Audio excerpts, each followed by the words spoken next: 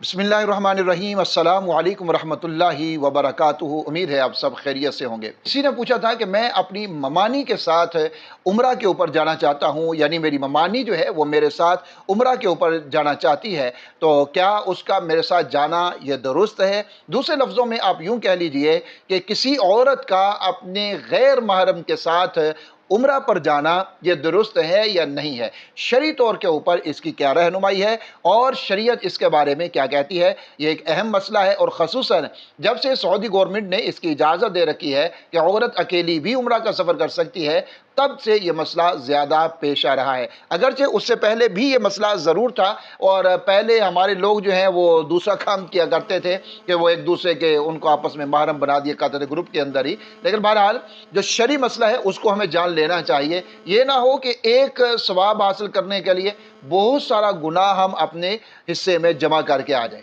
तो इसलिए मसला जब तक सही तौर पे समझ में नहीं आता उस वक़्त तक ज़ाहिर है उसके ऊपर उस तरह से अमल भी नहीं किया जा सकता।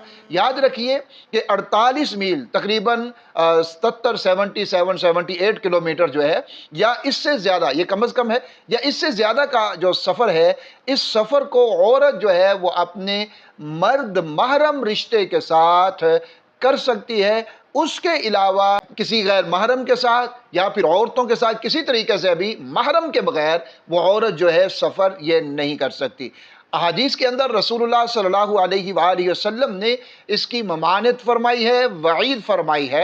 आका करीम सल्लल्लाहु अलैहि वसल्लम ने सही मुस्लिम के अंदर इरशाद फरमाया। हज़रत अब्दुल्लाह बिन उमर रज़ी अल्लाह तआला अन्हु से इसकी रिवायत है। रसूल करीम सल्लल्लाहु अलैहि वसल्लम ने फरमाया, अल्लाह ताला और आखिरत के दिन के ऊपर ईमान रखने वाली औरत के लिए ये जायज़ नहीं है, ये जायज़ नहीं है। ये देखें, ये अल्फाज आका करीम सल्लल्लाहु अलैहि वसल्लम ने यही फरमा दिया है कि उसके लिए ये हलाल नहीं है, उसके लिए ये जायज़ नहीं है। वो क्या चीज़ है कि वो 3 रातों की मसाफत के बकदर सफ़र करे, मगर ये कि उसका महरम उसके साथ हो।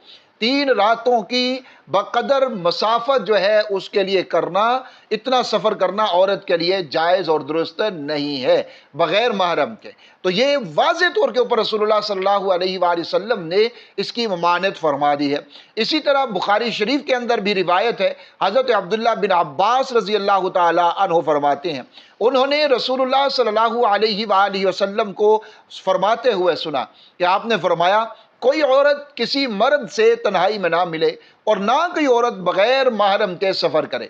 तो हाज़रीन में से एक आदमी खड़ा हुआ और उसने अर्ज़ किया, अल्लाह के रसूल सल्लल्लाहु अलैहि वसल्लम, मैंने फ़लाँ जिहाद में अपना नाम लिखवा रखा है कि मैं वहाँ जिहाद पे जाऊँगा, और मेरी औरत जो है, मेरी बीवी जो है वो हज के लिए जा रही है। तो रसूलुल्लाह सल्लल्लाहु अलैहि वसल्लम ने फरमाया कि जाओ और अपनी बीवी के साथ हज करो। ये सही बुखारी की रिवायत है। अब इस रिवायत को आप बगौर देखिए, पढ़िए, सुनिए, समझिए, और इससे पहले वाली रिवायत को भी, दोनों को देख लीजिए। पहली रिवायत के अंदर रसूलुल्लाह सल्लल्लाहु अलैहि वसल्लम ने क्या फरमाया कि जो औरत अल्लाह और आखिरत के ऊपर यकीन रखती है उसके लिए हलाल नहीं है, उसके लिए जायज़ नहीं है कि वो इतनी मुसाफत को बग़ैर महरम के करे।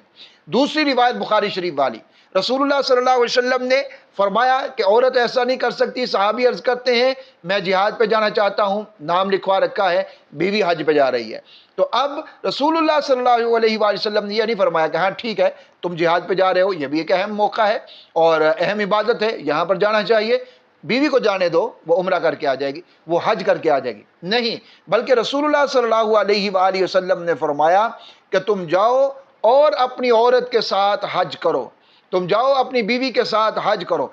तो मालूम हुआ कि ये ताकीद रसूलुल्लाह सल्लल्लाहु अलैहि वसल्लम ने यहाँ पर जो फरमाई है वो यही है कि औरत जो है वो महरम के बगैर सफ़र नहीं कर सकती। ये इसकी ममानत है। और रसूलुल्लाह सल्लल्लाहु अलैहि वसल्लम ने क्या फरमाया, अल्लाह और उसके रसूल पर ईमान लाने वाली जो औरत है, और जिहाद जैसा मुक़द्दस फरीज़ा भी है, अल्लाह के प्यारे हबीब सल्लल्लाहु अलैहि वसल्लम ने इन दोनों चीज़ों के साथ हमें बता दिया कि जो औरत है वो महरम के बगैर नहीं जाएगी, वो महरम के साथ ही जाएगी। और जब हज किसी औरत के ऊपर फ़र्ज़ है, حج جب فرض ہو جاتا ہے، من استطاع الیہ سبیلا، یہ جو کہا گیا، ارشاد فرمایا گیا کہ حج جو ہے اس کے اوپر فرض ہے جس کے ساتھ استطاعت ہے اس کے راستے کی، یعنی راستے کا خرچہ آنے جانے کا بھی، اہل و عیال کا خرچہ، یہ سارے خرچے اس کے پاس ہیں، وہ حج کرے گا۔